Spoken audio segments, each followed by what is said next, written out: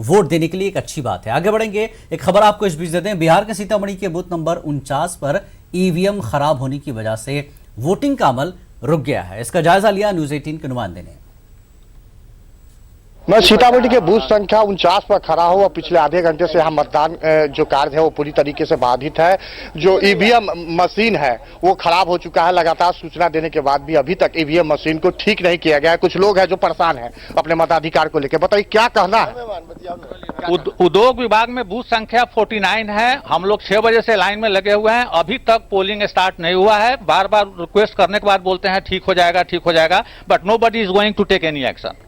आप बताइए कितना परेशानी हो रहा है। बहुत परेशानी हो रहा है। हम अपने माता जी को लेकर आए हुए हैं, मोटामोटी 1 घंटा से उनको बैठाए हुए हैं।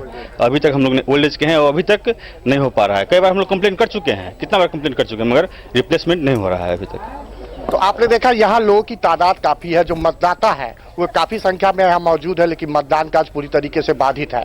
राकेश रंजन, न्यूज 18 सीतामढ़ी। तो बिहार से आप तस्वीरें देख रहे थे जहां पर ईवीएम के खराब होने की खबर है, क्योंकि बिहार में 5 सीटें हैं जहां पर इंतखाब हो रहे हैं। सीतामढ़ी, मधुबनी, मुजफ्फरपुर और साथ ही साथ